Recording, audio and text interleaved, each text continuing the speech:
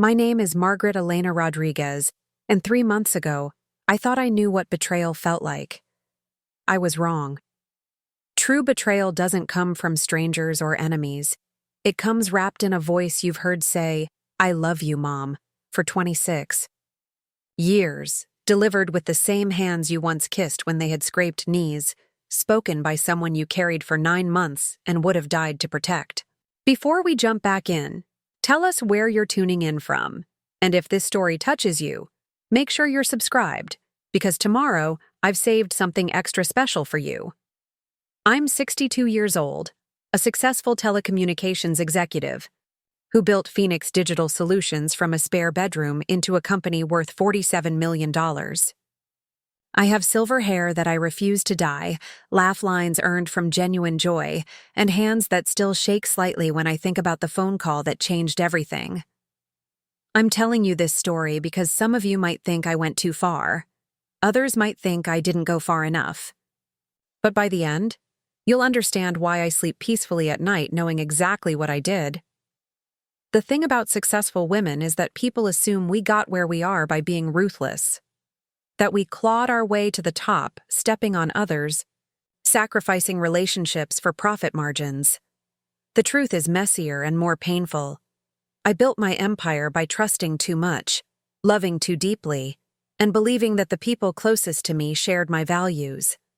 I was a single mother who worked 18-hour days not for the thrill of power, but because every late night and missed weekend was an investment in my daughter's future. Isabella Marie Rodriguez came into this world on a Tuesday morning in March, screaming with the kind of fierce determination that would define her entire personality. Her father, David, had walked out when I was 7 months pregnant, leaving behind only a note about not being ready for responsibility and a maxed-out credit card. I held my baby girl in that hospital room, looking into her dark eyes that mirrored my own, and made a promise that she would never want for anything, not security, not opportunity, not love. It was a promise that would eventually destroy us both. For 26 years, I kept that promise with religious devotion. When Isabella wanted violin lessons at age 5, I found the best teacher in Phoenix and drove her across town 3 times a week after my own exhausting workdays. When she discovered dance at 8, I enrolled her in the most prestigious academy, sitting in my car during practice sessions, answering emails and taking conference calls because I couldn't afford to lose productive time. When she decided at 14 that she absolutely had to attend Westmont Preparatory Academy, the private school where Phoenix's elite sent their children, I took out a second mortgage on our modest Scottsdale home to pay the $30,000 annual tuition.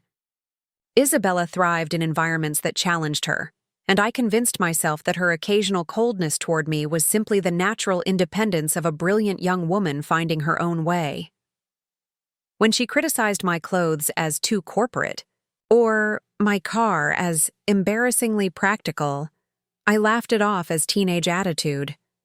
When she started correcting my grammar in front of her private school friends or suggesting I needed professional help with my appearance, I told myself she was just trying to help me fit into her world. The pattern continued through college.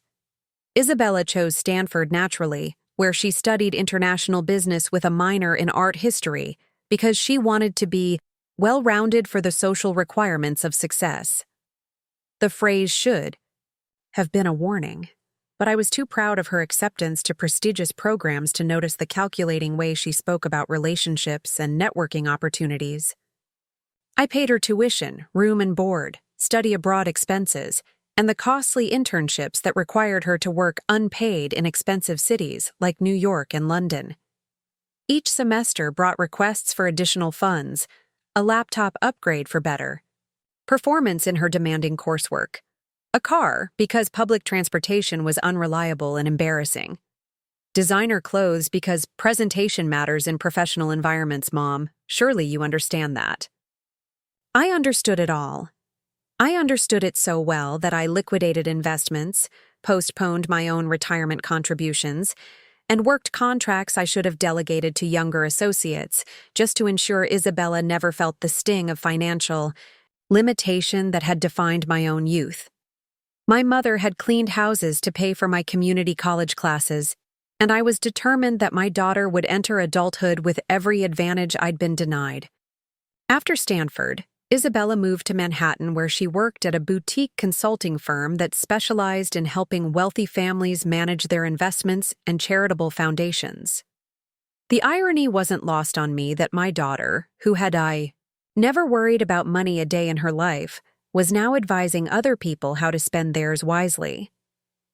She rented a stunning one-bedroom apartment in Soho that cost more per month than most people make in a year, furnished it with pieces from design showrooms in Chelsea, and developed a social circle that included the children of senators, tech moguls, and entertainment industry executives. During our monthly phone calls, Isabella would update me on her glamorous life with the casual entitlement of someone who had never connected her opportunities to someone else's sacrifice.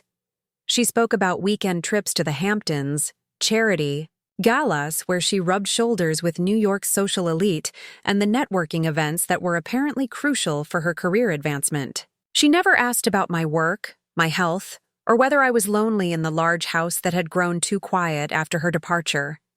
It was during one of these calls, about 8 months ago, that Isabella mentioned Alexander Nathaniel Pemberton, 30. The name alone should have warned me what was coming. Alexander was, according to Isabella, everything she had been looking for in a partner. He came from old Connecticut money, the kind of family that had been wealthy for so many generations that they had stopped counting. His great-grandfather had founded Pemberton Industries, a conglomerate with interests in shipping, real estate, and manufacturing. His grandfather had expanded into international markets. His father currently served on the boards of 3 Fortune 500 companies and owned homes in Greenwich, Martha's Vineyard, and Aspen. Alexander himself worked in private equity, managing investments for ultra-high-net-worth individuals, which essentially meant he helped rich people become richer.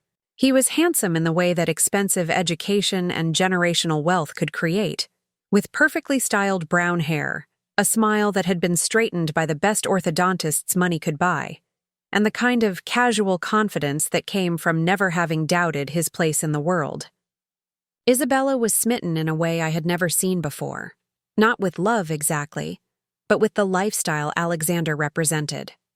She spoke breathlessly about dinners at exclusive restaurants where reservations required connections rather than just money, about sailing trips on the family yacht, about weekend retreats to the Pemberton estate where she met politicians and celebrities as if they were ordinary neighbors dropping by for cocktails. I should have been happy that my daughter had found someone who made her smile, but something about the way she described Alexander troubled me. She never mentioned his kindness, his humor, or the way he treated her when they were alone together. Instead, she talked about his family's real estate portfolio, his connections in Manhattan society, and the opportunities that dating him had opened for her own career. When I gently suggested that relationships built on social advantage rather than genuine affection rarely lasted, Isabella laughed with the kind of condescension that made my chest tighten. "Mom, you're so romantic," she said, her voice carrying that particular tone she had perfected over the years, affectionate enough to avoid outright rudeness, but dismissive enough to make her point clear. "This isn't some fairy tale. This is real life. And in real life, compatibility matters more than butterflies. Alexander and I want the same things. We understand each other's goals. We're building something together that's bigger than just feelings." I wanted to argue that feelings were actually the foundation of lasting partnerships, that I had built my business success precisely because I valued genuine relationships over transactional ones. But Isabella had already moved on to describing the charity luncheon where Alexander had introduced her to his mother, Caroline Pemberton, a woman who apparently wielded considerable influence in New York philanthropic circles. Preparing and narrating this story took us a lot of time, so if you are enjoying it, subscribe to our channel. It means a lot to us. Now back to the story. The engagement came 6 months later, announced not with a personal phone call to share her joy, but with a professionally photographed image posted on social media that I learned about when my assistant congratulated me the next morning. The photo showed Isabella and Alexander on the terrace of some Manhattan rooftop restaurant, the city skyline glittering behind them as Alexander presented her with a ring that probably cost more than most people's cars. Isabella's smile was radiant, but there was something performative about the image, as if it had been staged for maximum social impact rather than captured in a moment of genuine emotion. When Isabella finally called me that evening, it was to inform me that the wedding would take place in 18 months at the Pemberton family estate in Greenwich. She had already chosen her maid of honor, Alexander's sister Catherine, and begun preliminary planning with a wedding coordinator who specialized in sophisticated celebrations for discerning families. "I'm so happy for you, sweetheart," I said, and I meant it despite my reservations. "Tell me about your plans. What can I do to help?" There was a pause that lasted just long enough to make me uncomfortable. "Well, Mom, the thing is, Caroline has very specific ideas about how these things should be done. She's planned weddings for several family members, and she knows exactly what's appropriate for our social circle. I'm really lucky that she's willing to take charge of the details." I felt something cold settle in my stomach. Take charge? She has relationships with all the best vendors, and she knows how to create the kind of event that will reflect well on both families. Don't worry about the planning stress. Caroline's handling everything. "And what about what you want?" I asked carefully. "Your own vision for your wedding day?" Isabella laughed, but it sounded forced. "My vision is to have a perfect wedding that everyone will remember for all the right reasons. Caroline knows how to make that happen. I'm just so grateful that Alexander's family is embracing me this way." Over the following months, I watched my daughter transform into someone I barely recognized. Her natural warmth, which had always been reserved for people she wanted to impress, disappeared entirely when she spoke about wedding preparations. Every conversation became an update on Caroline's latest decisions about flowers, music, menu selections, and guest accommodations. Isabella spoke about these choices as if she were reporting on someone else's wedding, using phrases like "Caroline thinks" and "the family prefers," instead of expressing her own preferences. When I suggested flying out to New York to help with dress shopping or venue tours, Isabella politely but firmly explained that Caroline had already arranged these activities as family bonding experiences for the women in Alexander's life. When I offered to host an engagement party in Phoenix for my friends and colleagues who had watched Isabella grow up, she thanked me but said that the Pembertons were handling all pre-wedding celebrations to ensure consistency in the social messaging. The guest list became a particular source of tension. Isabella explained that space at the Greenwich estate was limited and that Caroline was working with a very exclusive group of their closest family and friends. When I asked for details about which of Isabella's college friends or work colleagues would be invited, she became vague and defensive. "It's complicated, Mom. This isn't just a party. It's a joining of two families, and there are social considerations that you might not understand. Caroline is being very strategic about creating the right atmosphere." I began to suspect that the right atmosphere didn't include anyone from Isabella's life before Alexander, but I told myself I was being paranoid. Surely my daughter wouldn't allow her future mother-in-law to exclude the people who had supported her throughout her life. Surely she would insist that her own mother play a meaningful role in the most important day of her life. My first real warning came when Isabella mentioned, almost as an afterthought during a call about her bridal shower plans, that Caroline thought it would be best if I wore something understated and classic to the wedding. Not a specific suggestion or a color scheme to coordinate with the other family members, but a clear directive that I should blend into the background rather than risk standing out. "What does that mean exactly?" I asked, trying to keep my voice light. "Just nothing too flashy or attention-seeking. Caroline says that the mother of the bride should complement the overall aesthetic without competing with it. She's offered to connect me with a personal shopper who can help you find something appropriate." The idea that I needed Caroline Pemberton's Approval for my clothing choices at my own daughter's wedding was so absurd that I initially thought Isabella was joking.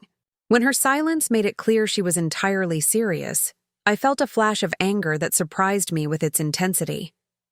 Isabella, I've been dressing myself professionally for over 40 years. I think I can manage to find appropriate attire for a wedding. I know, Mom, but this is different. This isn't a business meeting or a casual event. This is a society wedding, and there are expectations that you might not be familiar with. Caroline is just trying to help. The conversation ended with Isabella promising to send me some inspiration photos of appropriate styles, leaving me to wonder when my daughter had decided that my judgment was so fundamentally flawed that I couldn't be trusted to dress appropriately for her wedding without supervision from her future mother-in-law. As the wedding date approached, my unease grew. Isabella's calls became shorter and less frequent, always rushed because she was late for some wedding-related appointment or social obligation. When she did have time to talk, our conversations felt stilted and formal, as if she were delivering updates to a distant relative rather than sharing her excitement with her mother. The breaking point came 4 months before the wedding when Isabella called to discuss financial arrangements. I had assumed, perhaps naively, that Alexander's family would handle the majority of wedding expenses given their evident wealth and Caroline's controlling involvement in every detail. Isabella had never discussed costs with me directly, but she had mentioned several times that Caroline was sparing no expense to create a truly memorable celebration. "Mom, I need to talk to you about the wedding budget," Isabella began, her voice taking on the brisk professional tone she used when discussing unpleasant business. "Caroline has finalized all the arrangements, and the total cost is going to be significant." I waited for her to continue, assuming she was leading up to a request for a specific contribution that I could evaluate and budget for accordingly.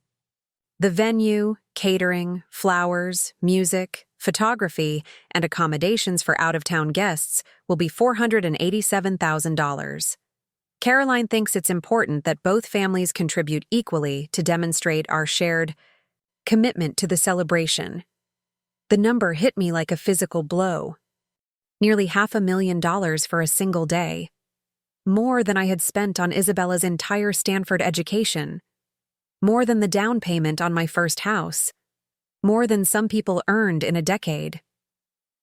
"Isabella," I said slowly, trying to process what she had just told me. "Are you saying that you expect me to pay $243,000 for your wedding?" "It's an investment in my future, Mom. These connections matter.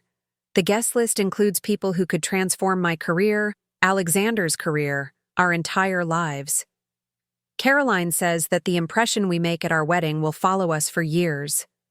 I closed my eyes, remembering all the times I had said yes to Isabella's requests for financial support. All the times I had prioritized her wants over my own needs, her opportunities over my own security. All the times I had told myself that helping her succeed was the most important thing I could do with the wealth I had worked so hard to accumulate.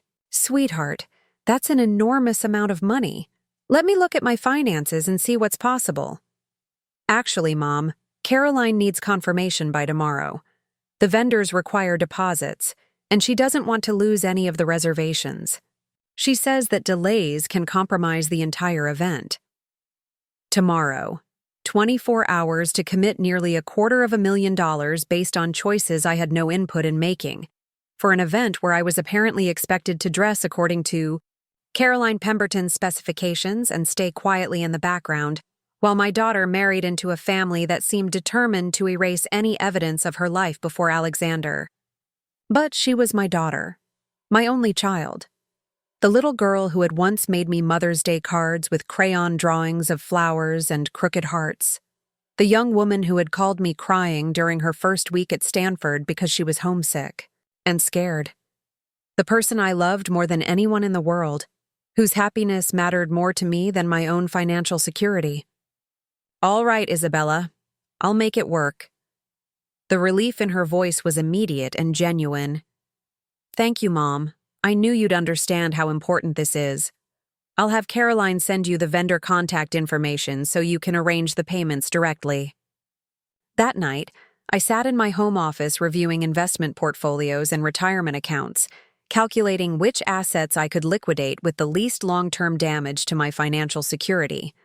The money was available, but accessing it would require selling stocks at unfavorable tax rates and draining accounts I had planned to keep untouched for another decade.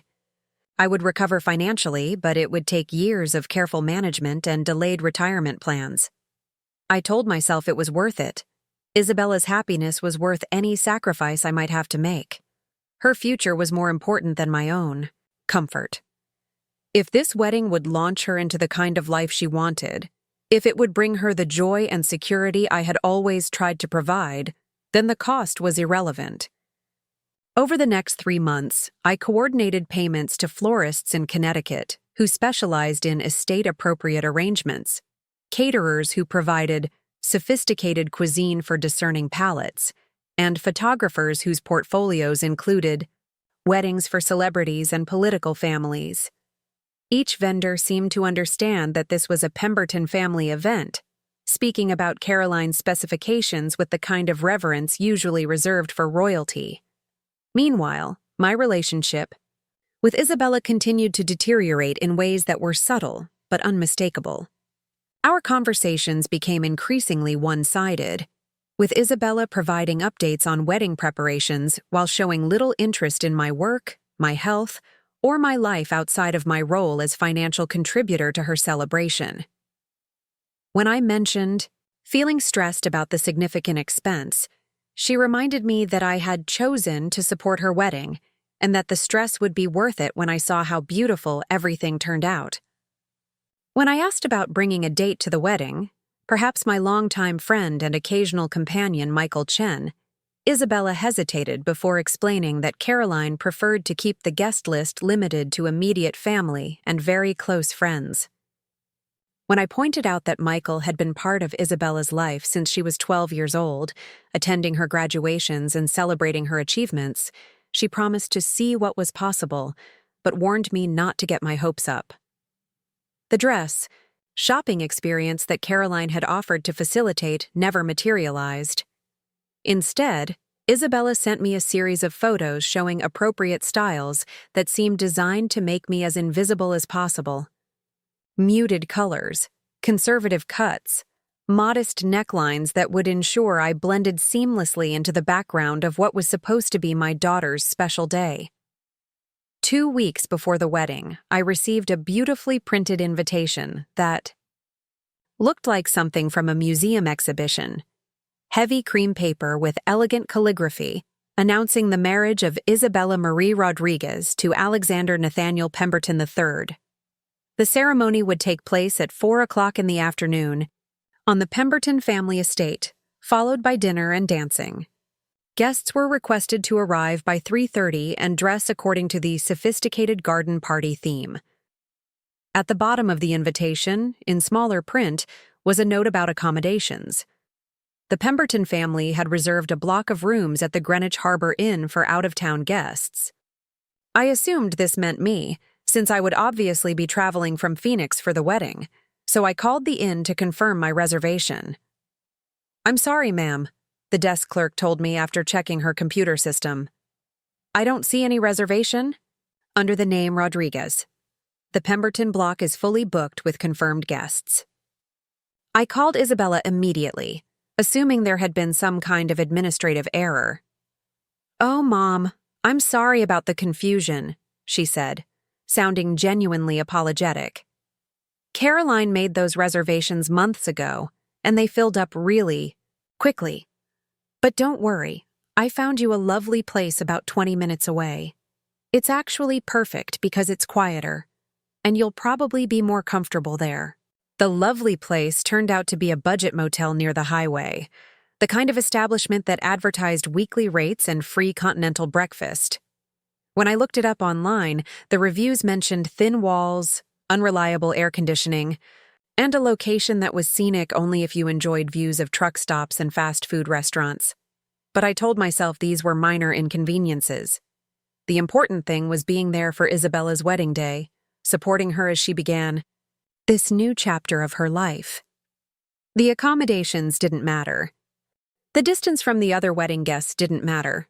What mattered was witnessing my daughter's happiness and celebrating her future. 3 days before the wedding, Isabella called with what she described as exciting news about the ceremony. Program. Caroline has arranged for the most amazing string quartet, she said, her voice bright with enthusiasm. They've played for 3 presidential inaugurations and countless society weddings. The music is going to be absolutely magical. That sounds wonderful, sweetheart. I can't wait to hear them. The ceremony itself will be fairly traditional, but Caroline has added some really elegant touches. Alexander's cousin James is officiating, which makes it so personal and meaningful. And Caroline's best friend Margaret will be doing a reading from Corinthians about love being patient and kind. I listened to Isabella describe the various people who would play important roles in her wedding ceremony, noting that Caroline seemed to have found a place for everyone in Alexander's family and social circle. What about people from our side? I asked. Will anyone be representing our family in the ceremony? There was a pause. Well, you'll be there, of course. Caroline has reserved a beautiful seat for you in the front row. I meant more active participation. A reading, maybe, or some other role in the ceremony? Another pause, longer this time. Mom, the thing is, Caroline has really specific ideas about the flow and tone of the ceremony.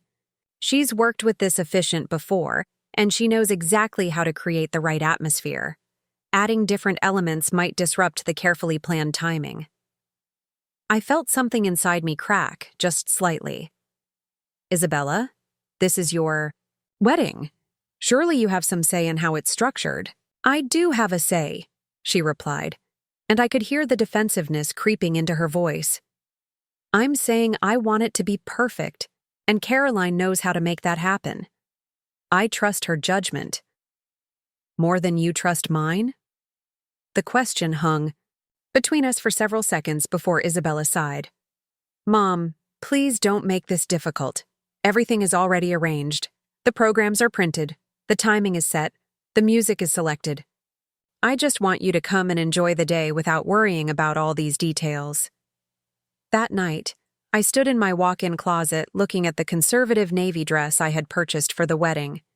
It was beautiful in its own way, well-made, and flattering, but it felt like a costume for a role I didn't want to play, the role of the quietly grateful mother who was honored just to be allowed to attend her daughter's wedding, who wouldn't dream of expecting any special recognition or meaningful participation in the ceremony. I tried to imagine the day itself.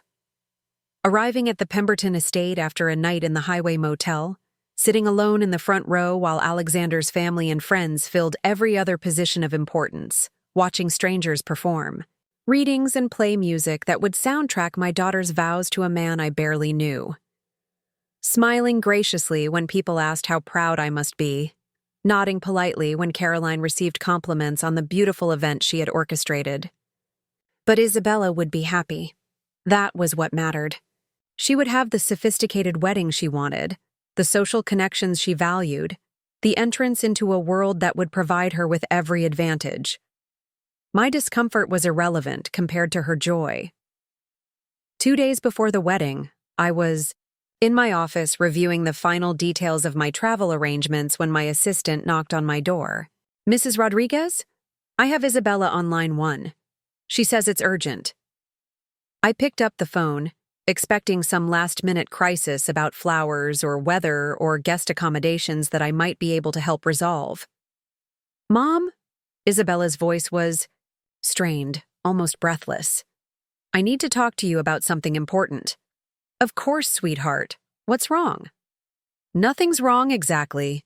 It's just that Caroline and I were reviewing the final guest list, and we realized that there might be some complications with the seating arrangements. I waited for her to continue, a cold feeling beginning to spread through my chest. The thing is, we've had some unexpected RSVPs from Alexander's side, some really important people who Caroline says we absolutely cannot accommodate elsewhere, and with the venue constraints and the carefully planned table arrangements, We're going to need to make some adjustments." "What kind of adjustments?" Isabella took a deep breath. "Mom, I'm so sorry to ask this, but would you be willing to consider not attending the ceremony itself? You could still come to the reception afterward, of course, and we could arrange for you to see the venue and meet everyone during the cocktail hour. It's just that the ceremony space is really limited, and Caroline says these last-minute guests are crucial for Alexander's career." The words hit me like a physical blow. After paying nearly $250,000 for a wedding planned entirely by someone else, after accepting a secondary role in every aspect of the celebration, after agreeing to stay in a roadside motel while Alexander's friends enjoyed luxury accommodations, my daughter was now asking me not to attend her wedding ceremony at all. "Isabella," I said slowly, trying to keep my voice steady, "are you uninviting me to your wedding?" "Not uninviting," she said quickly. "Just asking if you could be flexible about the ceremony part. You'd still be there for all the important celebrations afterward. And honestly, Mom, the ceremony is just 20 minutes. The real party is the reception." "The ceremony is when you get married, Isabella. It's the actual wedding." "I know, but it's really just a formality. The meaningful part is the celebration afterward, when we can actually talk and you can meet everyone and see how beautiful everything looks. Caroline has planned the most incredible reception, and you'll be able to enjoy it so much more if you're not stressed about the ceremony logistics." I closed my eyes, thinking about all the times I had compromised my own needs for Isabella's happiness. All the times I had told myself that her success was worth any sacrifice I might have to make. All the years I had prioritized her wants over my own well-being, believing that unconditional love meant unconditional support regardless of how she treated me. "Let me think about it," I said finally. "Thank you, Mom. I knew you'd understand. Caroline says that after the ceremony you'll have such a better time because you'll be able to focus on enjoying yourself instead of worrying about all the formal protocol." After I hung up, I sat in my office chair staring out the window at the Phoenix skyline I had helped build through decades of hard work and careful decision-making. In the distance, construction cranes marked new developments that would reshape the city's future, just as my daughter's wedding was reshaping our relationship in ways I was only beginning to understand. That evening, I called Michael Chen, the man Isabella thought wasn't important enough to attend her wedding, and told him about the conversation. "Margaret," he said after a long silence, "you know what this is, don't you? Tell me." "This is her choosing them over you, completely and permanently. She's not asking you to miss the ceremony because of space constraints. She's telling you that you don't matter enough to make space for." I knew he was right, but admitting it felt like acknowledging a failure so profound that it called into question everything I had believed about motherhood, sacrifice, and unconditional love. "What would you do?" I asked him. "I would protect myself," he said simply, "the way she's not protecting you." That night, I couldn't sleep. I walked through my house looking at photos of Isabella at various stages of her life: her first steps, her high school graduation, her college acceptance letter. In every image, she was smiling, confident, surrounded by the opportunities and advantages I had worked so hard to provide. But as I studied her face in these pictures, I began to see something I had missed before. Even as a child, Isabella's smiles seemed performative when directed at me, genuine only when she was looking at something she wanted. At 3 a.m, I made a decision that would change both our lives forever. I went to my office, opened my computer, and began typing an email that I would not send until Isabella made her final choice clear. The next day passed in a haze of last-minute wedding preparations that didn't involve me. Isabella called twice, both times to update me on logistics for the reception I was still invited to attend. She seemed to have convinced herself that excluding me from the ceremony was a minor adjustment that any reasonable mother would accept gracefully. At 6 o'clock that evening, my phone rang one final time. Mom, I just wanted to confirm that you're okay with the plan for tomorrow. Caroline has arranged for someone to pick you up after the ceremony ends and bring you to the estate for cocktails. She thought 4:30 would be perfect timing. Isabella, I said quietly. Let me make sure I understand. You want me to pay for your wedding and then not attend it? That's not how I would put it. How would you put it? She was quiet for a moment. I would say that I want you to be part of my special day in a way that works for everyone involved. And if I said that it doesn't work for me, if I said that I need to be at my daughter's wedding ceremony or I can't be part of the day at all. Another pause, longer this time. When Isabella spoke again, her voice had hardened in a way that reminded me of Caroline Pemberton's polished authority. Mom, I really hope you won't make this about you. Tomorrow is supposed to be the happiest day of my life, and I don't want it overshadowed by drama or guilt trips. Caroline has gone to enormous trouble to include you in everything that's possible, and I think you should be grateful for that rather than making unreasonable demands. There it was, the final choice, stated clearly. I could accept my exclusion gratefully, or I could be accused of creating drama and making unreasonable demands by expecting to attend my own daughter's wedding ceremony. I understand, I said calmly. Thank you for clarifying where I stand. So you'll be there at 4:30? No, Isabella, I won't. The silence that followed was so complete I wondered if the call had been disconnected. What do you mean? I mean that if I'm not important enough to attend your wedding ceremony, then I'm not attending your wedding at all. Enjoy your special day. I hung up before she could respond, then immediately sent the email I had prepared the night before.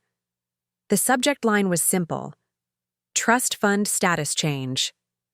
Within minutes, my phone was ringing again. Isabella's name appeared on the screen, but I didn't answer. She called 6 more times that evening, leaving increasingly frantic voicemails that progressed from anger to confusion to something approaching panic. The last message, left at nearly midnight, was barely coherent through her tears. Mom, please pick up. I don't understand what's happening. Caroline says we can probably make room at the ceremony after all if it's really that important to you. Please call me back. The wedding is tomorrow, and I need to know you're going to be there. Please, Mom. I'm sorry if I hurt your feelings, but this is my wedding day, and I need my mother there. Please call me back. But it was too late for compromises, and too late for apologies that came only after consequences had been imposed. I turned off my phone and went to bed, knowing that tomorrow would bring a reckoning that was 26 years in the making. The wedding, I learned later from mutual friends who saw the social media posts, was everything Isabella and Caroline had planned. Elegant, sophisticated, perfectly executed, and attended by exactly the kind of influential people they had wanted to impress. The photos showed Isabella in a stunning designer gown, Alexander handsome in his perfectly tailored tuxedo, and Caroline beaming with the satisfaction of an event planner who had orchestrated social perfection. But there was an empty seat in the front row where the mother of the bride should have been, and according to friends who attended, Isabella looked strained despite her radiant smile.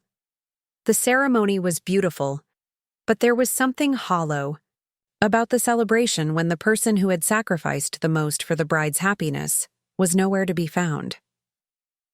3 days after the wedding, Isabella finally reached me by calling my office line, which I couldn't avoid answering during business hours.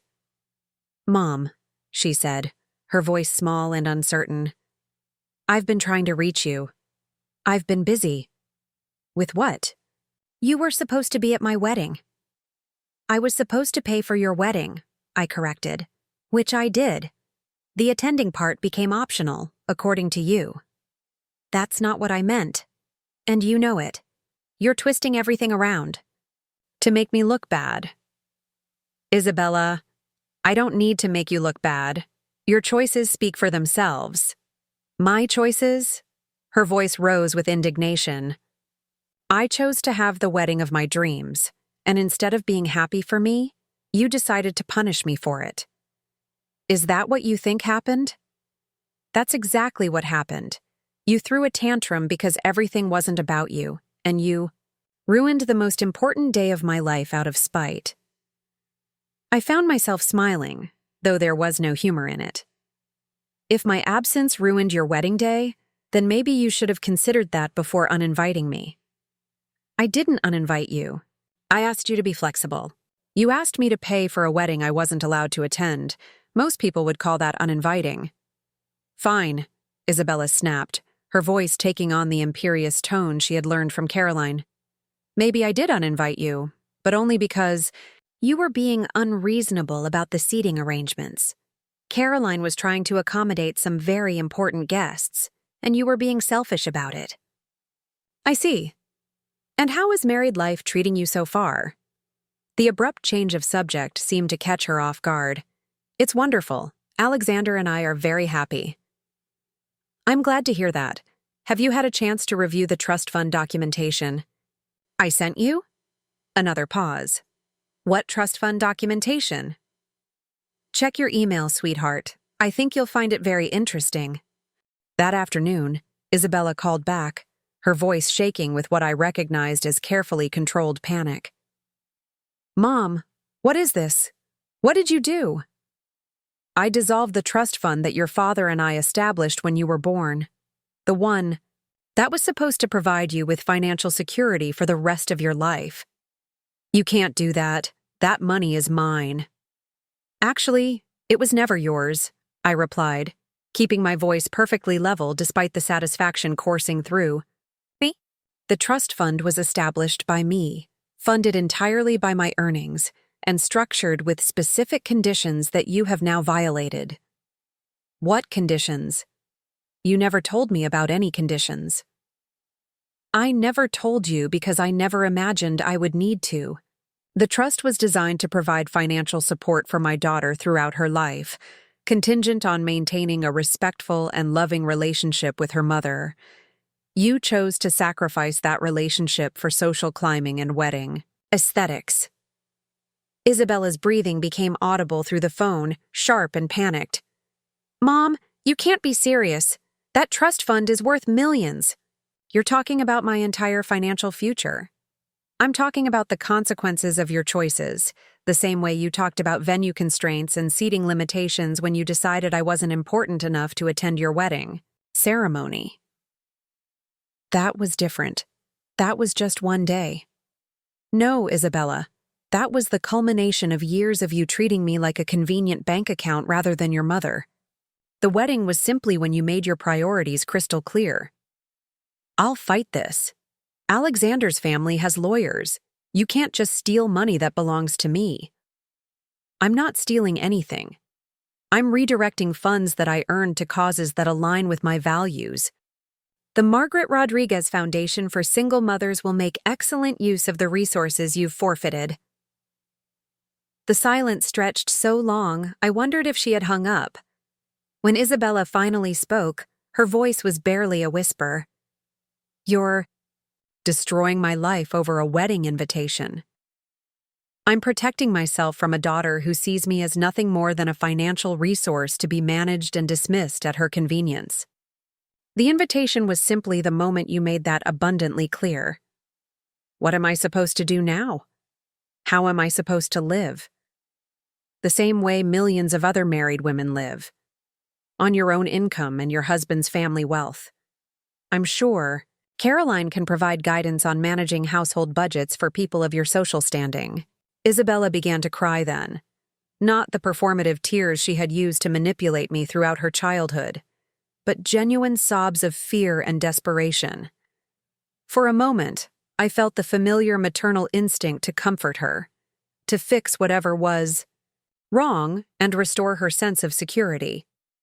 But that instinct was weaker now, tempered by the hard-earned knowledge that my protection had enabled her cruelty. Mom, please. I'm sorry. I know I made mistakes, but you can't punish me like this. I'm your daughter. You were my daughter when you decided that Caroline Pemberton's approval mattered more than my presence at your wedding. You were my daughter when you asked me to pay for a celebration I wasn't welcome to attend. You were my daughter when you chose to embarrass and exclude me rather than risk disappointing your new family. I was trying to make everyone happy. No, Isabella, you were trying to make everyone except me happy, and you succeeded. What can I do to fix this? Tell me what you want, and I'll do it. The desperation in her voice was real, but it came too late and for the wrong reasons. She wasn't sorry for hurting me. She was sorry for losing access to my money. There's nothing to fix. You made your choice and I've made mine. I hope you and Alexander have a wonderful life together. Mom, wait.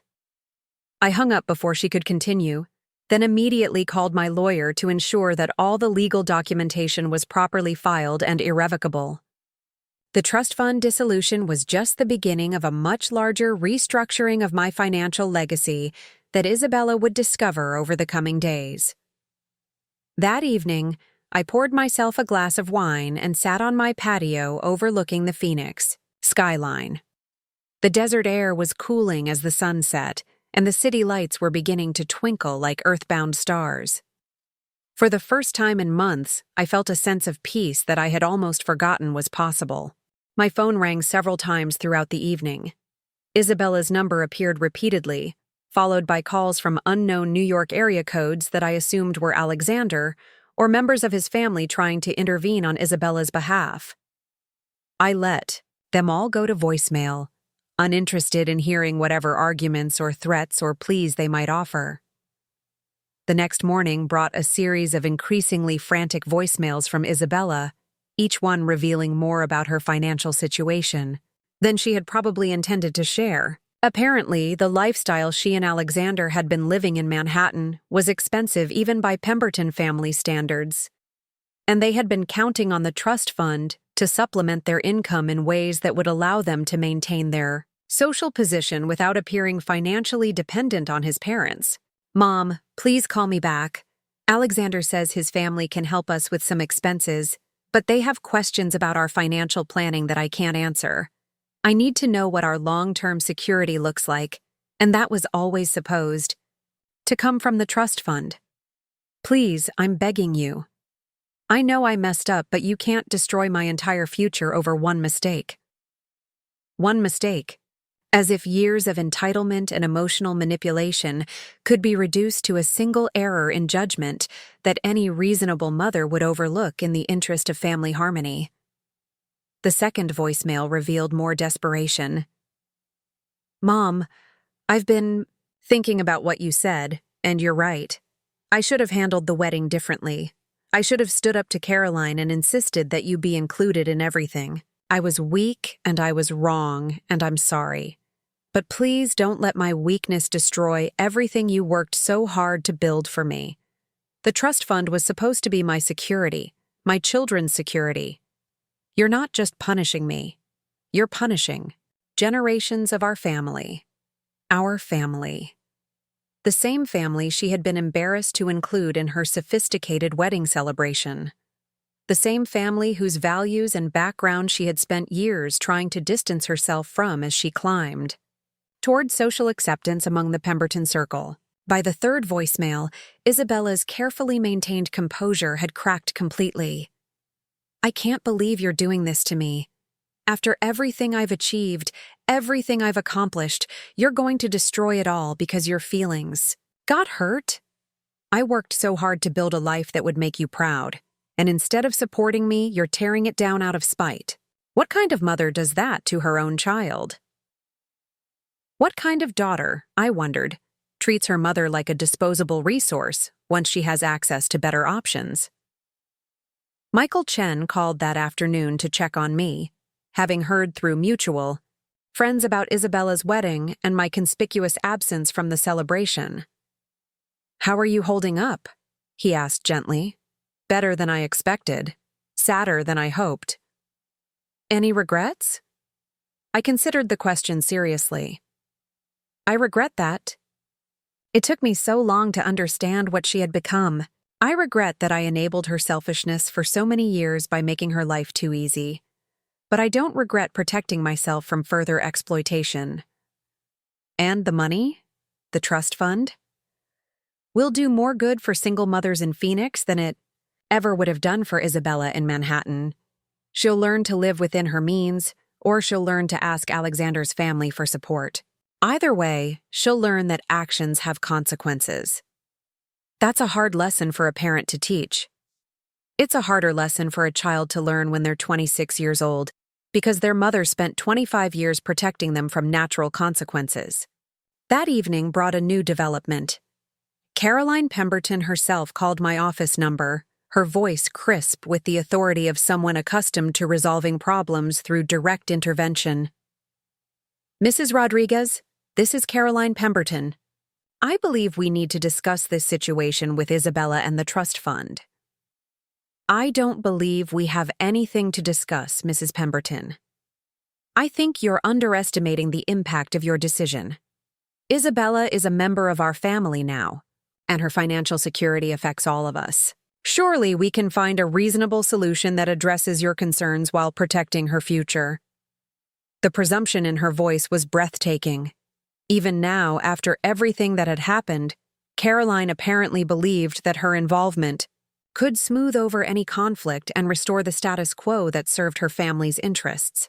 "Mrs. Pemberton, you orchestrated a wedding where you systematically excluded the bride's mother from every meaningful aspect of the celebration. You created a situation where I was asked to pay for an event I wasn't welcome to attend.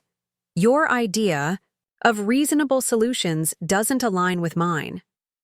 I understand that you may have felt overlooked, but surely you realize that weddings require difficult choices about space and logistics." Isabella was trying to balance many competing interests. Isabella was trying to erase any evidence of her life before your family, and you encouraged that effort because it served your social agenda. You succeeded completely, but you also eliminated your access to my financial resources in the process. There was a pause while Caroline apparently recalibrated her approach. "Mrs. Rodriguez, I may have been overly focused on creating the right atmosphere for the wedding, but that doesn't mean I don't appreciate your importance in Isabella's life. Perhaps we could arrange for you to visit us in Greenwich so we can discuss how to move forward as an extended family." The time for family discussions was before you convinced my daughter to exclude me from her wedding ceremony. That opportunity has passed. You're being unreasonable. Isabella made a mistake, but she's young and she was under enormous pressure. Surely you don't want to punish her for the rest of her life because of one poor decision. "I'm not punishing her, Mrs. Pemberton. I'm simply declining to fund a lifestyle for someone who has made it clear that she considers me an embarrassment to be managed rather than a mother to be honored. The trust fund money could make such a difference in her ability to contribute to charitable causes and social initiatives that matter to our community." And there it was. Caroline's true concern wasn't Isabella's well-being, but the family's ability to maintain their social position without having to fully support their new daughter-in-law's expensive lifestyle. The trust fund had been factored into their financial planning, and its disappearance created problems that extended beyond Isabella's personal security. "I'm sure your family's considerable resources can cover any charitable obligations you feel are important. Isabella will simply have to adjust her expectations accordingly." "Mrs. Rodriguez, I think you're making a mistake that you'll regret when you've had time to calm down and think clearly." "Mrs. Pemberton, I think you made a mistake when you assumed that humiliating me would have no consequences. But I suppose we'll both have to live with our choices." I hung up before she could respond, feeling a grim satisfaction at having the last word with the woman who had orchestrated my exclusion from my daughter's wedding with such calculated precision. The next few days brought a parade of intermediaries, trying to negotiate a resolution. Alexander called, using his best professional voice to discuss family financial planning, as if the trust fund were a minor accounting error that could be corrected through proper communication. Isabella's college roommate Sarah reached out, having been recruited to appeal to my maternal sentiments with stories about Isabella's emotional distress and desperate need for family support during this difficult transition period. Even my own sister Patricia called from Oregon, having been contacted by Isabella in what I recognized as a last-ditch effort to mobilize family pressure for forgiveness. "Margaret, I know you're hurt, but destroying Isabella's financial security seems extreme. She's your only child. Surely you can find a way to work through this." "Patricia, if your daughter paid for your wedding and then uninvited you because you weren't sophisticated enough for her guest list, what would you do?" "I'd be furious, but I wouldn't cut her off financially forever because of it." "Then you and I have different ideas about self-respect and family loyalty. Isabella made her choice. Now she gets to live with the consequences." "But the money was mine to give and mine to redirect. Isabella had 26 years to build a relationship based on love and respect rather than financial dependence. She chose differently. What if she apologizes? What if she really changes? Then she'll have to prove that change through her actions over time without the safety net of my money to fall back on. If her transformation is genuine, it shouldn't require financial incentives." 2 weeks after the wedding, Isabella showed up at my office unannounced, having flown to Phoenix without warning. My assistant buzzed me to say that my daughter was in the lobby asking to see me, and against my better judgment, I agreed to meet with her. She looked terrible. The polished sophistication that had defined her appearance for the past several years had cracked, revealing the anxiety and desperation beneath.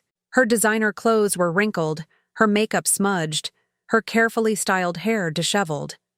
She had been crying, and she looked like she hadn't slept in days. "Mom," she said as she entered my office, her voice breaking on the single word. "Isabella, this is unexpected." "I had to come. I had to talk to you in person because you won't take my calls." "I've heard everything you have to say, multiple times." "No, you haven't. You've heard me panicking about money and trying to fix things that can't be fixed, but you haven't heard me apologize for the right reasons." I gestured to the chair across from my desk, and she sat down carefully, as if she were afraid any sudden movement might cause me to ask her to leave. "I'm listening." Isabella took a shaky breath, clearly having rehearsed what she wanted to say. "I'm not sorry because I lost the trust fund. I'm sorry because I lost you. I'm sorry because I spent so many years taking your love for granted that I forgot how to return it. I'm sorry because I let Caroline convince me that you weren't sophisticated enough for my new life, when the truth is that you're more accomplished and successful than anyone at that wedding." "Go on." "I'm sorry that I asked you to pay for a wedding where you weren't welcome. I'm sorry that I cared more about impressing people I barely knew than about honoring the woman who sacrificed everything for my success. I'm sorry that I became someone you couldn't recognize, someone you couldn't love." The tears were flowing freely now, and unlike her previous emotional displays, these seemed genuine rather than manipulative. "I know I don't deserve forgiveness. I know I've destroyed something that can never be rebuilt. But I had to try to tell you that I understand what I did, and I understand why you can't trust me anymore. Do you understand, Isabella? Do you really?" "I think so. I chose status over family. I chose Caroline's approval over your love. I chose to be ashamed of where I came from instead of proud of what you accomplished. And I lost the most important relationship in my life because I was too stupid and selfish to value it properly." "And the money? The trust fund?" Isabella wiped her eyes with a tissue that was already damp from previous tears. "I don't care about the money anymore. I mean, I do care because Alexander and I are going to have to make some major changes to our lifestyle, and that's scary. But I care more about the fact that I destroyed our relationship for money that was never really mine anyway. It was meant to be yours. I established that trust fund because I wanted you to have security and independence, and I threw it away for a wedding that I can barely remember because I was so stressed about impressing people who didn't really care about me anyway. Tell me about the wedding, Isabella. Was it everything you hoped it would be? She laughed bitterly. It was perfect, according to Caroline. Beautiful venue, elegant ceremony, sophisticated guests, flawless execution. Everything looked exactly right for the photographs. But I kept looking for you in the crowd. During the ceremony, I kept glancing at the empty seat in the front row where you should have been. During the reception, I kept expecting to see you talking to the other guests, being charming and intelligent the way you always are at business events. I realized that all the sophisticated people Caroline had invited were strangers who didn't really know me or care about my happiness. The only person who truly loved me wasn't there because I had chosen not to include her. Why didn't you call me? Even at the last minute, why didn't you pick up the phone and ask me to come? Isabella's face crumpled. Because I was afraid you'd say no.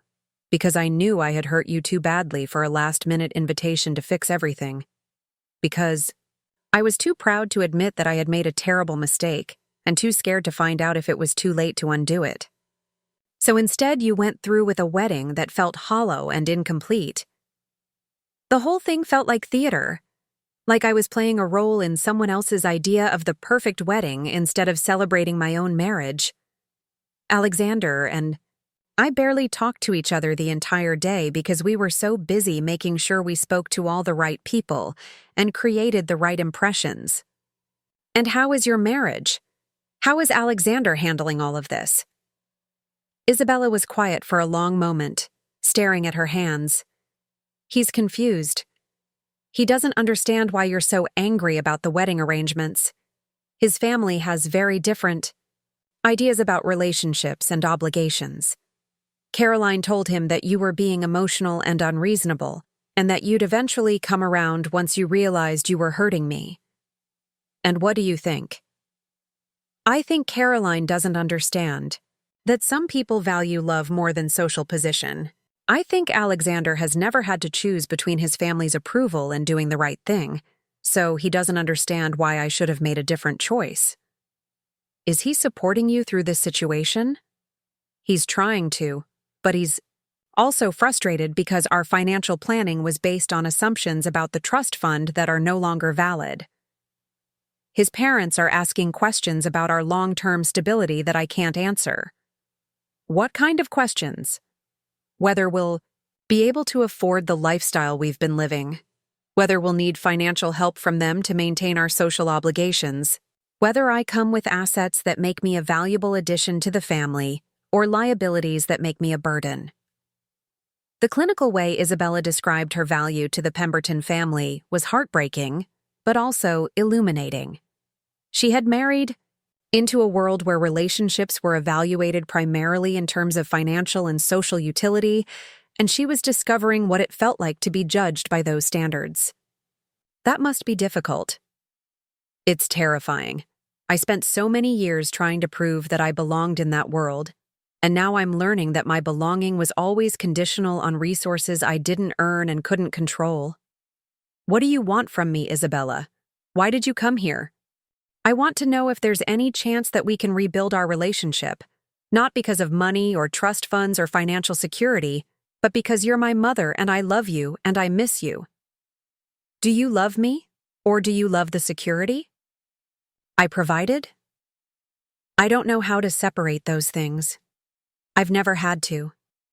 But I know that losing you feels worse than losing the money, and that has to mean something. I studied my daughter's face, looking for signs of manipulation or calculation, but finding only exhaustion and genuine grief. She looked like she had been forced to confront some uncomfortable truths about herself and her choices, and the process had been devastating. Isabella, even if I were willing to consider rebuilding our relationship, it would have to be completely different from what we had before. I can't go back to being your backup plan, your emergency fund, your convenient safety net. I understand.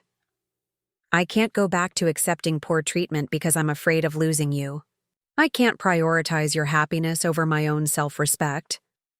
I understand that too. And I can't restore the trust fund. That decision is final, regardless of what happens between us personally. Isabella nodded, fresh tears spilling down her cheeks. I know. I'm not asking you to change your mind about the money. I'm asking if there's any way you could consider giving me a chance to prove that I can be a better daughter than I was before. What would that look like? I don't know yet. I've never had to build a relationship with you based on anything other than your generosity and my need. I don't know how to be your daughter without being your dependent. That might be something worth figuring out. Hope flickered in Isabella's eyes for the first time since she had entered my office. Does that mean you're willing to try? It means I'm willing to see what happens if you prove through your actions that you've learned from this experience. But Isabella, it will take years of consistent effort on your part to rebuild the trust you've destroyed. And there's no guarantee that our relationship will ever be what it could have been. I know, but I have to try. I can't live with knowing that I destroyed the most important relationship in my life for a wedding that I can barely remember. What about Alexander? What about his family? How will they react if you start rebuilding a relationship with your unsuitable mother? Isabella straightened in her chair, and for the first time since entering my office, she looked like the strong, intelligent woman I had raised. They'll have to accept it. You're my family. You're the person who made everything else in my life possible. If they can't respect that, then maybe I married into the wrong family. That's a significant realization. It's one I should have had before my wedding day instead of after it. We talked for another hour, covering practical matters about how we might begin to rebuild our relationship and emotional territory, about the damage that had been done to both of us. By the time Isabella left my office, we had tentatively agreed to monthly phone calls and perhaps occasional visits, with the understanding that our relationship would develop slowly and carefully based on mutual respect rather than financial dependence. I didn't trust her yet. I wasn't sure I would ever trust her completely again. But I was willing to see if the woman who had sat in my office that afternoon, humbled and genuinely remorseful, could develop into someone capable of loving relationships based on more than convenience and utility. 3 months later, Isabella called to tell me that she and Alexander were separating. The financial pressures created by the loss of the trust fund had revealed fundamental differences in their values and priorities that they couldn't reconcile. Alexander's family had made it clear that they considered Isabella's estrangement from her mother to be a character flaw that reflected poorly on her suitability as a family member, while simultaneously blaming her for the loss of resources they had factored into their financial planning. I think I married him for the wrong reasons, Isabella admitted during one of our monthly calls. I was so focused on the lifestyle and status that I never really considered whether we wanted the same things from life. What do you want from life? I'm still figuring that out. For the first time, I have to think about what I actually value instead of what looks impressive to other people. Isabella had moved out of the Soho apartment and into a modest one-bedroom place in Brooklyn, taking a job with a nonprofit organization that paid a fraction of her previous salary, but offered work that felt meaningful rather than merely lucrative. She was learning to live within her means, cook her own meals, and navigate public transportation like millions of other New Yorkers who hadn't grown up expecting unlimited financial resources. It's scary, she told me. But it's also kind of liberating. I don't have to worry about impressing anyone or maintaining an image that never felt authentic anyway. How are you managing financially? I'm managing. It helps that Alexander didn't fight the divorce settlement. He kept the expensive stuff that I never really cared about anyway, and I kept enough assets to get started on my own. I'm learning that I actually need a lot less than I thought I did. And emotionally? How are you doing with all the changes? Some days are harder than others. I miss the security of knowing that money would never be a problem, but I don't miss feeling like I had to earn love and approval through my achievements and connections. I'm learning what it feels like to build relationships based on who I actually am rather than what I can provide. Over the following months, our conversations became more frequent and more genuine. Isabella began calling not just during our scheduled monthly check-ins, but when she had interesting news to share or difficult decisions to discuss. She asked for my advice about work situations and personal relationships, and for the first time in years, she seemed genuinely interested in my perspective rather than simply seeking validation for choices she had already made. She also began to acknowledge, without prompting from me, the ways that her privileged upbringing had shaped her expectations and blinded her to the sacrifices others had made on her behalf. She spoke about learning to appreciate the work ethic and integrity that had built the success she had taken for granted, and about recognizing the difference between earned accomplishments and inherited advantages. "I think I understand now why you dissolved the trust fund," she said during a call about 6 months after our reunion. "I needed to learn how to build a life based on my own efforts instead of your generosity. I needed to understand what it feels like to face real consequences for my choices." "Do you resent the lesson?" "Sometimes. When I'm tired from working long hours or stressed about paying bills or missing the convenience of unlimited resources. But mostly I'm grateful. I like the person I'm becoming more than I liked the person I was before." "Who are you becoming?" "Someone who values relationships over status. Someone who works for things that matter rather than things that impress other people. Someone who treats family as a priority rather than an obligation." "That sounds like someone I'd like to know better." "I hope so, because I'd like the chance to be the daughter you deserved all along." A year after Isabella's wedding, I established a new trust fund. Not for Isabella, but for the children she might have someday, structured to provide educational opportunities and emergency support while requiring them to develop their own independence and work ethic. I also created a provision that would allow Isabella to access limited funds for genuine emergencies, but only after demonstrating consistent effort to resolve problems through her own resources first. I didn't tell her about these arrangements immediately. She needed to continue building her life without the safety net of my money, learning to value relationships and achievements that weren't dependent on financial resources. But someday, when she had children of her own, she might understand both the importance of providing security for the people you love and the danger of making that security so unconditional that it eliminates the need for personal growth and accountability. The Margaret Rodriguez Foundation for Single Mothers had grown into one of Phoenix's most effective charitable organizations, providing not just financial assistance, but mentoring and job training programs that helped women build sustainable independence. Every month, I received reports about mothers who were completing college degrees, starting small businesses, or moving into careers that would allow them to support their families without ongoing assistance. These women reminded me of my younger self, working multiple jobs and studying late into the night to build a better future for my child. The difference was that they had support and resources I had never dreamed of, opportunities to develop their potential without sacrificing their children's well-being or their own health. The irony wasn't lost on me that the money I had originally intended to provide security for one privileged young woman was now creating opportunities for dozens of women who had never expected such advantages. Isabella's selfishness had inadvertently become the catalyst for helping people who would use the assistance to build genuine independence rather than comfortable dependence. 2 years after the wedding that changed everything, Isabella called to tell me she was engaged again. This time to David Kim, a social worker she had met through her nonprofit job who shared her newly discovered values about meaningful work and authentic relationships. "He doesn't have any money," she said, laughing at what she clearly recognized was an absurd thing to mention. "His family owns a small restaurant in Queens, and he's dedicated to working with disadvantaged kids even though it will never make him wealthy."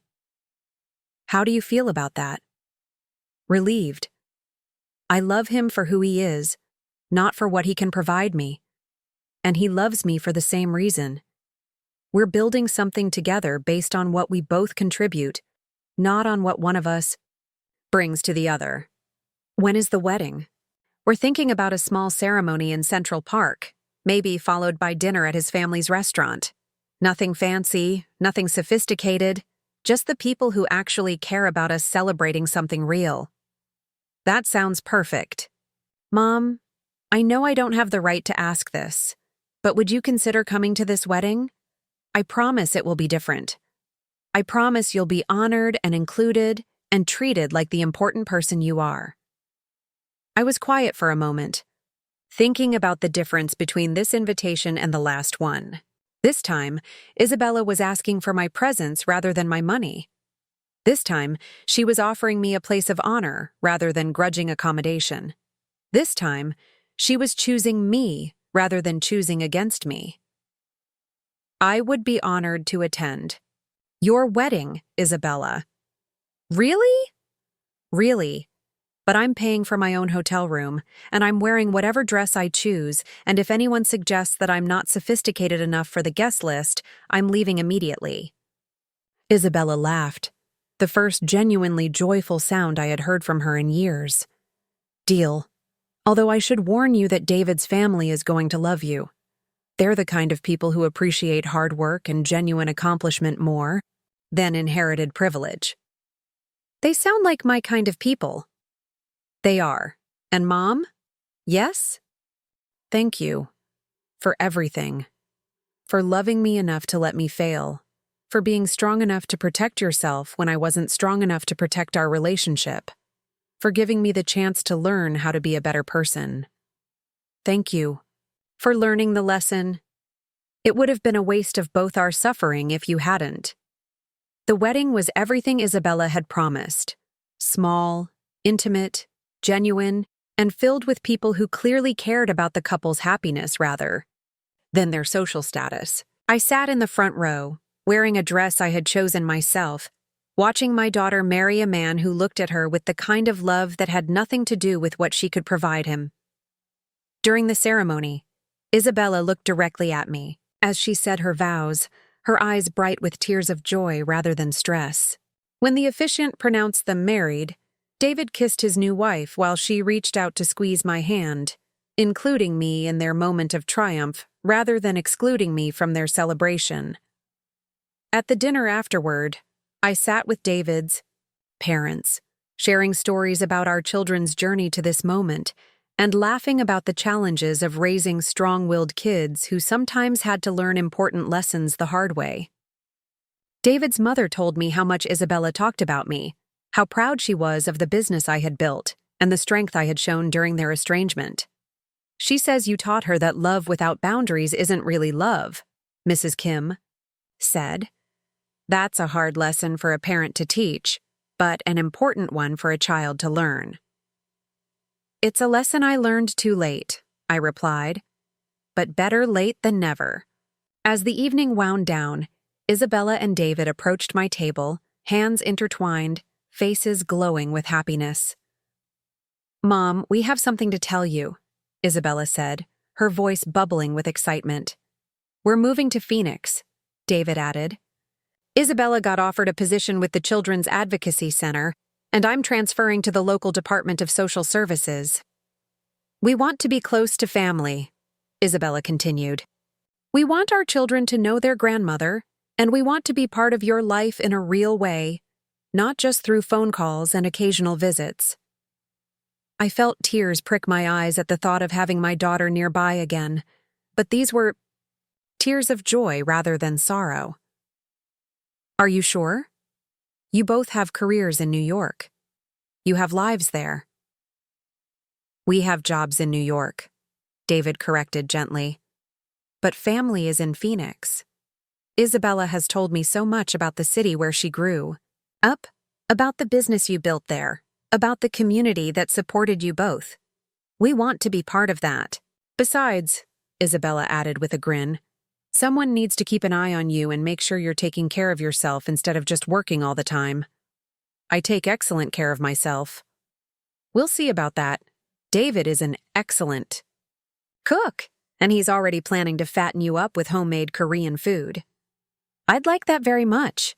As I drove home that evening, I reflected on the strange journey that had brought us to this point. 2 years ago, I had lost a daughter to her own selfishness and greed. Tonight, I felt like I had gained a daughter who understood the difference between love and entitlement, between family obligations and mutual respect. The trust fund money was gone forever, redirected to causes that served people who would use the assistance to build better lives rather than maintain comfortable ones. But the relationship I had rebuilt with Isabella was worth more than any financial security I could have provided her. She had learned to value what couldn't be bought or inherited or taken for granted. She had learned that the people who love you unconditionally are precious beyond measure, and that betraying their trust comes with consequences that no amount of money can repair. Most importantly, she had learned that some gifts can only be received after you've proven yourself worthy of them through your own choices and actions. Her wedding invitation had cost her millions of dollars and years of estrangement from the person who loved her most. But it had also taught her lessons about love, loyalty, and family that no amount of inherited wealth could have provided. As for me, I had learned that protecting yourself from exploitation isn't cruelty, even when the person exploiting you is someone you love. I had learned that boundaries aren't barriers to relationships, but foundations for healthy ones. And I had learned that sometimes the most loving thing you can do for someone is refuse to enable their worst impulses, even when the consequences are painful for both of you. The story could have ended differently. Isabella could have remained convinced that she was the victim of her mother's unreasonable expectations and cruel punishment. She could have blamed me for her financial difficulties and continued to prioritize social status over family relationships. She could have learned nothing from the experience except that actions have consequences she didn't like. But she chose differently. She chose to examine her own behavior rather than just defending it. She chose to rebuild relationships based on mutual respect rather than financial dependence. She chose to create a life based on her own values rather than other people's expectations. That choice, more than any wedding ceremony or trust fund, or family reconciliation, was what allowed our story to have a happy ending. Not because everything returned to the way it was before, but because we both became better people than we had been when the story began. Some people might still think, I was too harsh, too unforgiving, too willing to use money as a weapon against my own child. Others might think I was too lenient, too quick to rebuild a relationship with someone who had treated me so poorly. But I sleep peacefully at night knowing that I protected my own dignity while still leaving room for redemption. I held my daughter, accountable for her choices while still offering her the chance to make better ones. I refused to be taken for granted while still remaining open to being genuinely loved. And in the end, that balance between justice and mercy, between consequences and forgiveness, between protecting yourself and remaining open to love, created the foundation for genuine healing rather than just surface reconciliation.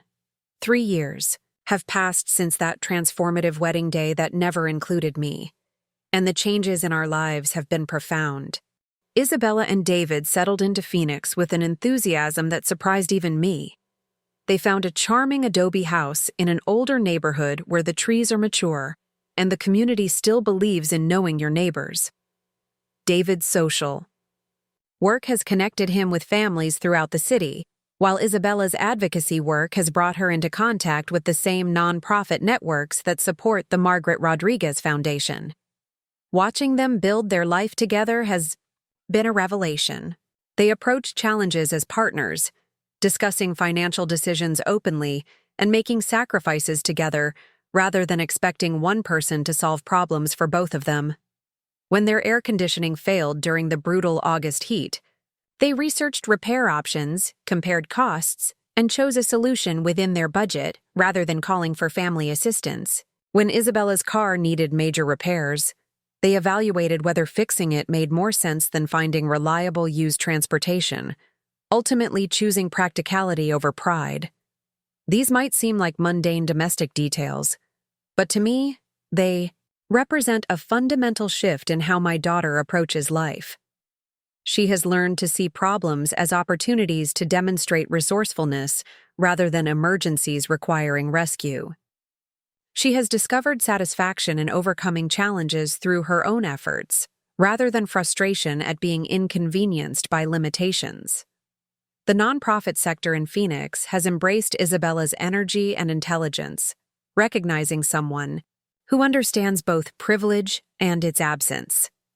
Her work with the Children's Advocacy Center has brought her into contact with families facing the kinds of challenges I remember from my own early motherhood, and she approaches these relationships with genuine empathy rather than charitable condescension.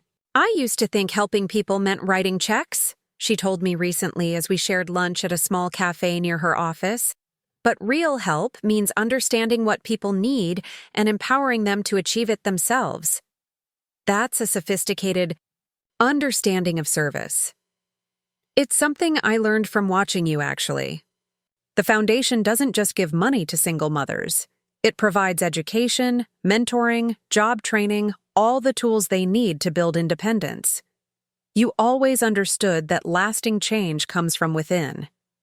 Her insight pleased me more than any expensive gift ever could have. Isabella was finally recognizing the principles that had guided my own approach to business and philanthropy, seeing value in sustainable solutions rather than quick fixes. David has become like the son I never had, bringing warmth and humor into family gatherings while treating me with the kind of respect that doesn't need to be performed or calculated. He asks genuine questions about my work, shares stories about his own family, and includes me in their plans without making me feel like an obligation they're fulfilling. When they announced Isabella's pregnancy last spring, the joy in our family was untainted by financial concerns or social pressures. They had planned carefully for this addition to their family, saving money and preparing emotionally for the responsibilities of parenthood. Their excitement was pure, focused entirely on the baby they would welcome rather than the lifestyle adjustments they would need to make. "We want to do this right," Isabella said as we discussed their preparations. "We want our child to grow up understanding the value of hard work and genuine relationships, not feeling entitled to advantages they didn't earn. You'll be wonderful parents." "I hope so. I want to give our baby everything important without giving them everything they want. There's a difference I'm still learning to navigate." The baby arrived 6 weeks ago, a healthy girl they named Elena Rose Kim, honoring both David's heritage and my middle name. Holding my granddaughter for the first time, seeing Isabella's face as she looked at her daughter, I understood that some gifts are worth waiting for, and some lessons are worth the pain of learning them. Elena is a serious baby, studying faces, with dark eyes that remind me of Isabella at that age, before entitlement and social climbing complicated her natural intelligence. Watching Isabella with her daughter, I see a gentleness and patience that was always present, but often overshadowed by ambition and anxiety about appearances. "She's perfect," Isabella whispered during one of my visits, cradling Elena as the afternoon light filtered through their living room windows. "I want to protect her from everything, but I also want her to be strong enough to handle whatever life brings." Those aren't contradictory goals. Protection and preparation can work together. How do you find the balance? How do you give your child security without making them dependent? You teach them that love is unconditional, but support has expectations. You show them that family means loyalty, but not enabling poor choices. You demonstrate that real strength comes from facing consequences rather than avoiding them. Isabella nodded thoughtfully, understanding that we were discussing more than just child-rearing philosophy. The Margaret Rodriguez Foundation continues to thrive, expanding its programs to include financial literacy training and small business development loans for single mothers ready to become entrepreneurs.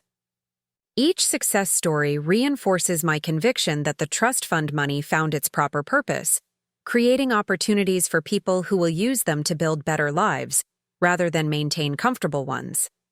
Last month, I received a letter from Maria Santos, one of the foundation's early scholarship recipients who had completed her nursing degree and was now working in pediatric intensive care. She wrote about the difference our support had made not just in her own life, but in her children's understanding of education and opportunity. Her daughter was starting college this fall, planning to study environmental science, inspired by her mother's example of perseverance and achievement.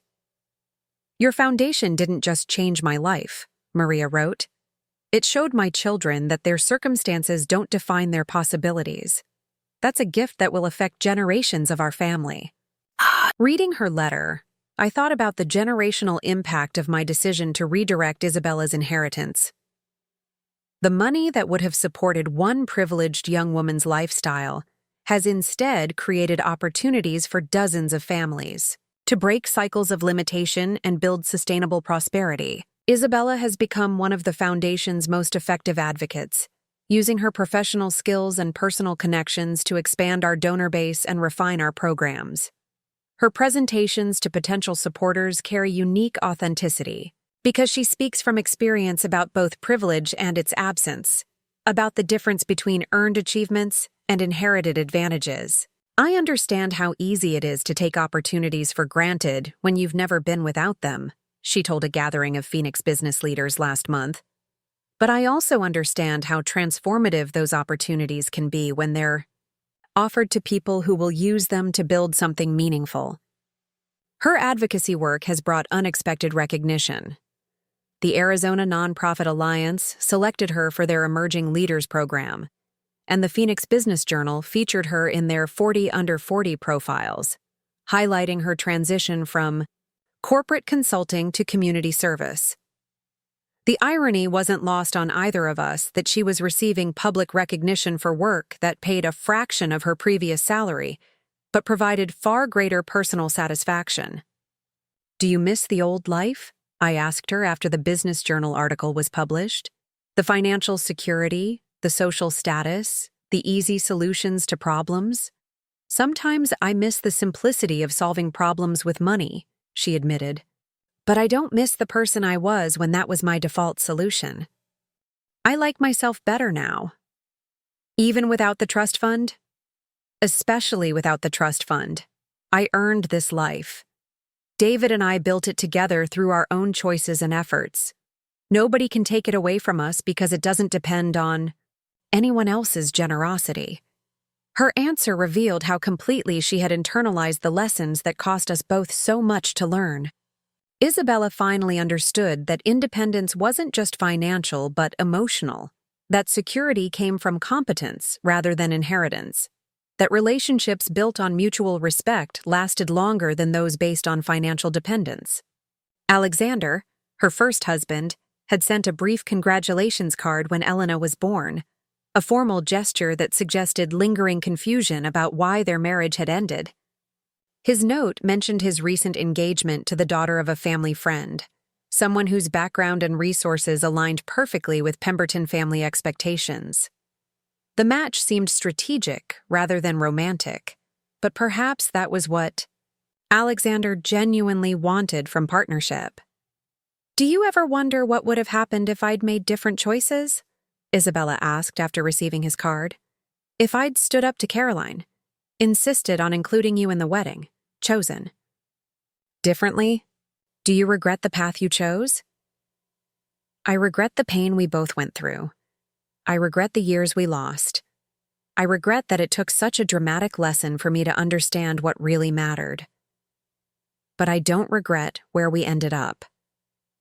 "Then the wondering is pointless. You made the choices that led to the life you have now. Different choices would have led to a different life, but not necessarily a better one. Would you change anything, knowing what we know now?" I considered her question carefully. Would I have handled things differently if I had known that refusing to enable her selfishness would ultimately strengthen our relationship rather than end it? Would I have been more patient, more gentle, more willing to explain my expectations before enforcing consequences? "I would have set boundaries earlier," I said finally. I would have required you to contribute to your own support once you finished college instead of making your lifestyle entirely my responsibility. I would have insisted on respect and consideration as conditions for my assistance rather than giving unconditionally and hoping you would appreciate it. But you wouldn't change the ultimate decision about the trust fund and the wedding? No. That decision forced both of us to confront truths we had been avoiding. You learned that relationships require mutual effort, and I learned that love, without boundaries, isn't protection but enablement. The approaching holidays will mark our 4th year of genuine reconciliation, measured not from Isabella's initial apology, but from the moment she proved through consistent actions that her transformation was authentic rather than strategic. This Christmas will be Elena's first, and Isabella has already begun planning celebrations that emphasize family traditions and homemade gifts rather than expensive presentations. I want Elena to grow up understanding that the best things in life can't be purchased, she explained as we discussed holiday plans. Love, security, belonging, all of that comes from relationships and experiences, not from material things. That's a lesson many children never learn. It's a lesson I almost never learned. If you hadn't forced me to face the consequences of my choices, I might have spent my entire life confusing wealth with worth, confusing status with satisfaction. As I watch Isabella with her daughter, I see echoes of my own early motherhood, but with important differences. Where I worked frantically to provide every possible advantage, Isabella focuses on being present and engaged.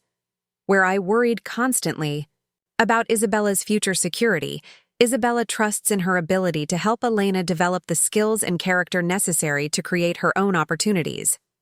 Elena will grow up understanding that her grandmother built a business empire through hard work and intelligence, that her parents chose meaningful careers over lucrative ones, that family means supporting each other through challenges rather than eliminating challenges for each other. She will learn early that love is demonstrated through presence and attention rather than expensive gifts, that security comes from competence rather than inheritance.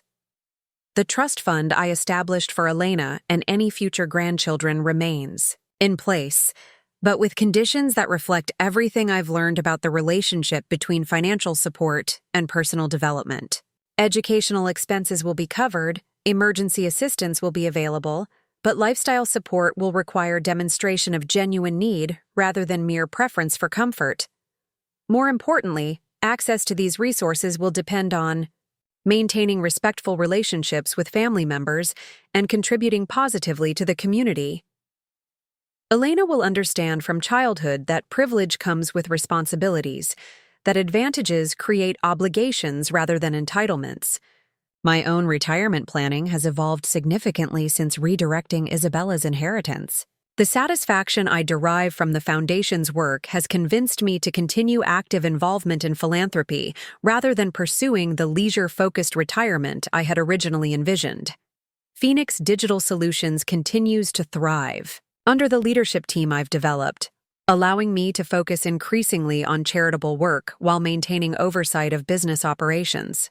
Michael Chen and I have deepened our friendship into something approaching partnership, sharing interests in travel, cultural events, and community service that provide companionship without the complications of traditional marriage. We understand each other's independence while enjoying shared experiences, creating a relationship that enhances both our lives without requiring either of us to compromise our individual identities. "You seem happier now than I've ever seen you," he observed recently as we attended a foundation fundraiser together. "More relaxed, more confident in your choices." "I've stopped trying to control outcomes I can't influence," I replied. "I've learned to focus on my own actions and let other people manage the consequences of theirs." Even with Isabella? Especially with Isabella. Loving her doesn't mean protecting her from every difficulty or providing solutions to every problem. It means trusting her to handle her own life while being available when she genuinely needs support. The fundraiser raised over $200,000 for foundation programs, bringing together business leaders, community activists, and program graduates in celebration of collective achievement rather than individual recognition. Isabella and David volunteered as event coordinators, demonstrating the same attention to detail and commitment to excellence that Isabella had once applied to social climbing, but now directed toward meaningful purposes.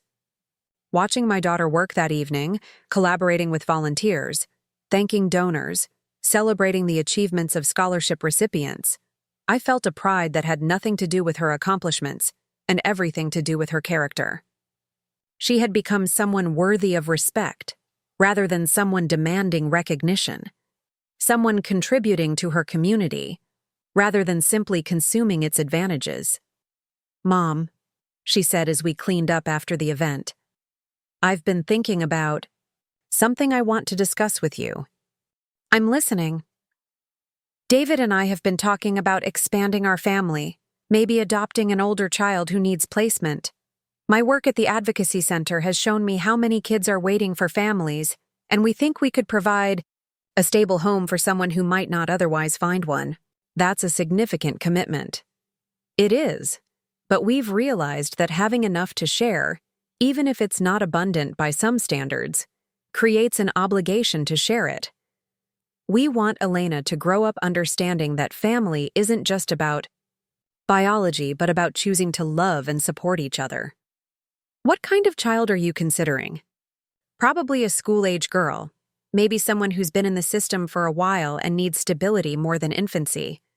Someone who could benefit from seeing that families can be built on choice and commitment rather than just circumstances."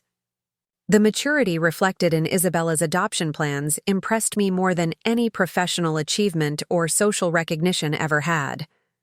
She was thinking beyond her own family's immediate needs, considering how her stability and resources could benefit a child who had experienced instability and limitation.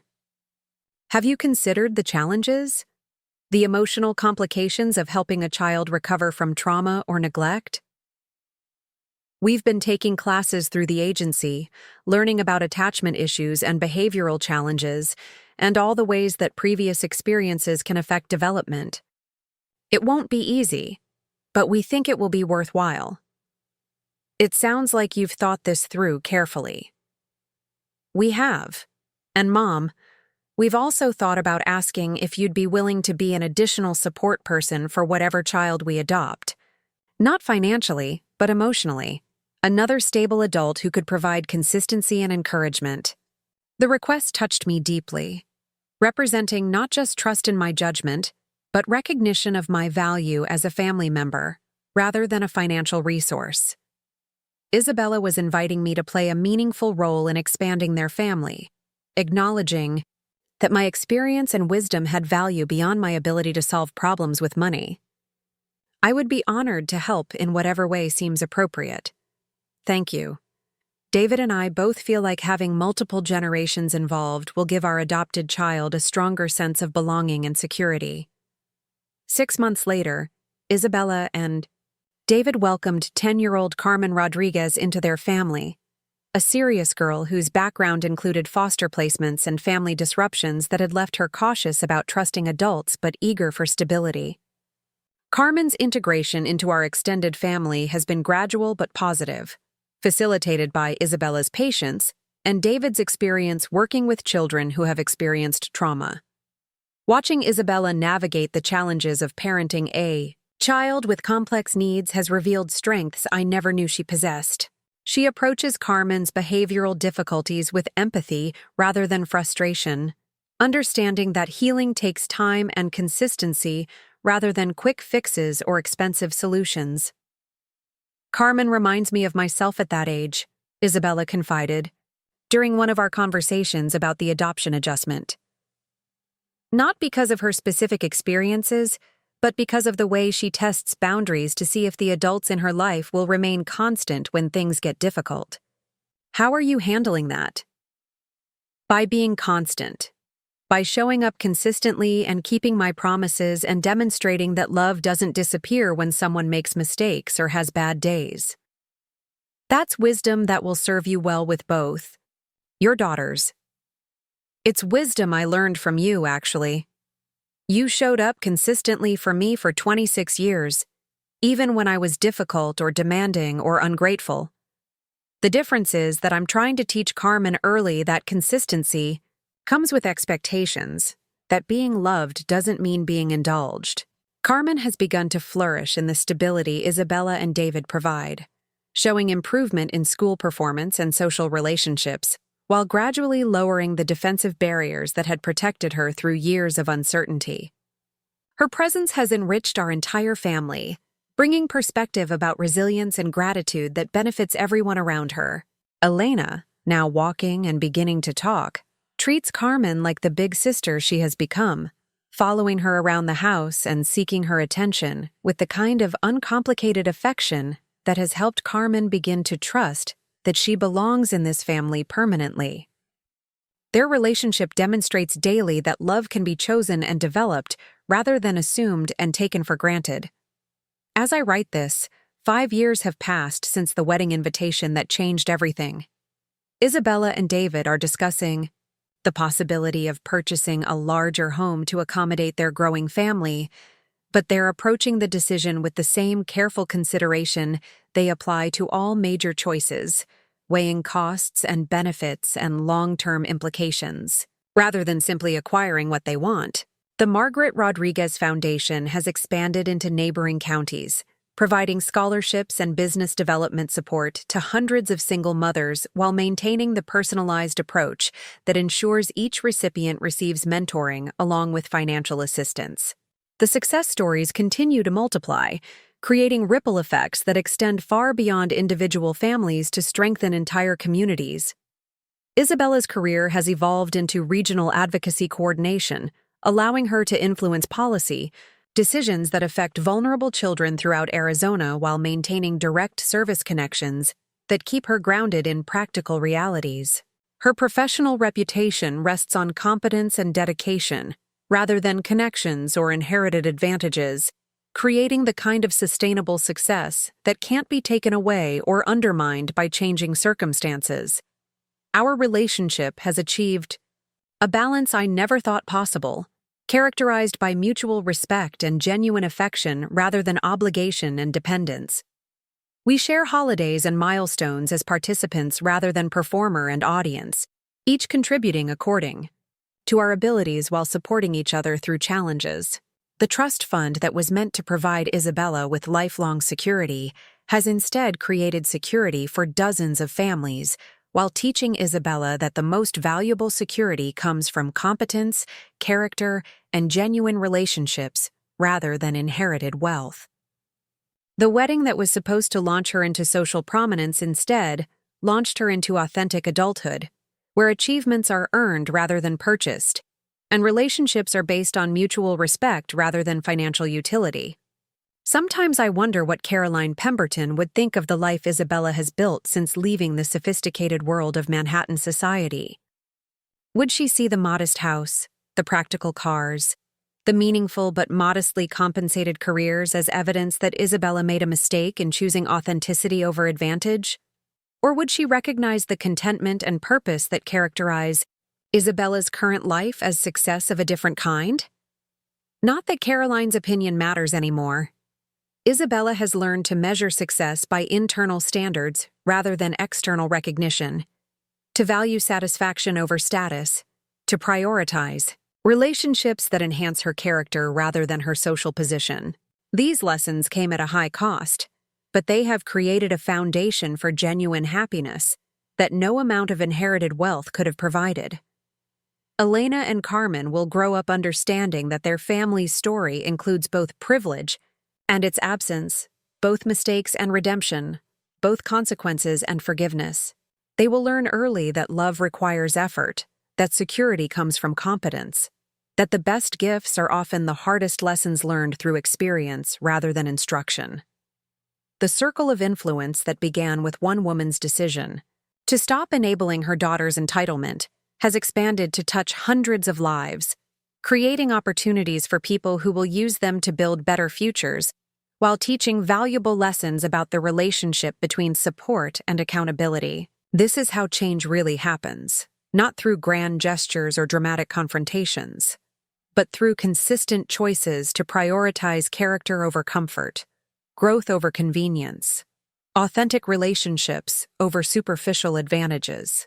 The wedding invitation that cost Isabella a trust fund taught us both that some gifts can only be received after proving worthy of them, and that the most valuable inheritance parents can provide their children is the strength to create their own success rather than the comfort of depending on someone else's achievements. Up next, you've got 2 more standout stories right on your screen. If this one hit the mark, you won't want to pass these up. Just click and check them out.